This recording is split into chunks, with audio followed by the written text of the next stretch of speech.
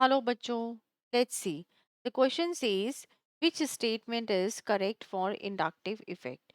It is a permanent effect. It is the property of the single bond. It causes the permanent polarization in the molecule. And option D is all are correct. अब देखिए बच्चों, यहाँ पे इस question का जो की concept है वो क्या है? That is inductive effect. अब बेसिकली देखिए, जब हम इंडक्टिव इफेक्ट की बात करते हैं तो इंडक्टिव इफेक्ट का मतलब क्या हो गया? ये एक फिनोमिनन है जिसके अंदर परमानेंट डाइपोल आता है। ठीक है, आपके पास जो भी कोई मॉलिक्यूल है उस मॉलिक्यूल में परमानेंटली जो डाइपोल है वो आएगा। और ये क्यों आता है? Due to unequal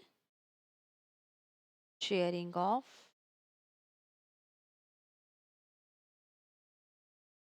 bonding electrons in the given molecule. Okay, अब ये जो इफेक्ट है ये अराइज होता है due to the sigma bonds.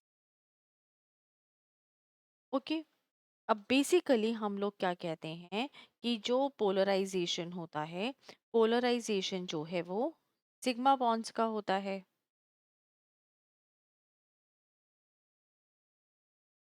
कब? जब आपका कोई electronegative atom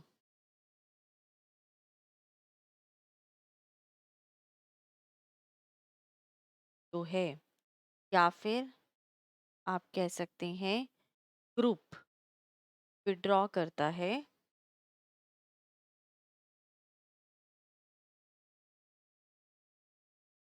electron pair of sigma bond towards itself. देखिए, एक एग्जाम्पल से इसको समझते हैं। मान लीजिए हमारे पास ये है कार्बन आटम। ठीक है, और यहाँ पे एक्स है। अब ये जो एक्स है ये इलेक्ट्रोनेगेटिव है, ये इलेक्ट्रॉन अपनी तरफ पुल करेगा, इसकी वजह से इसके ऊपर पार्शियल पॉजिटिव चार्ज आ जाएगा।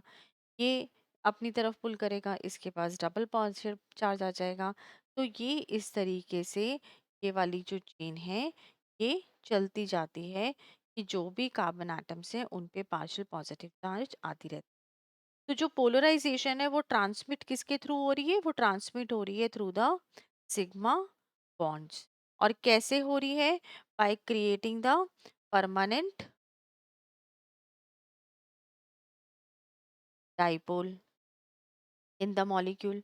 और दूसरी बात, पोलराइजेशन जो है वो कम पड़ती जाती है जैसे जैसे आप दूर जाते जाते हैं फ्रॉम राइट टू लेफ्ट। तो अकॉर्डिंग टू दिस अगर हम देखें, हमारा ऑप्शन ए क्या दे रखा है? परमानेंट इफेक्ट, ये भी करेक्ट है। It is a property of a single bond, ये भी करेक्ट है। It causes a permanent polarisation, ये भी करेक्ट है। तो हमारा यहाँ पे जो फाइनल आंसर हुआ वो क्या हो गया? Option D, that all are the correct. Hope you understood it well. All the best.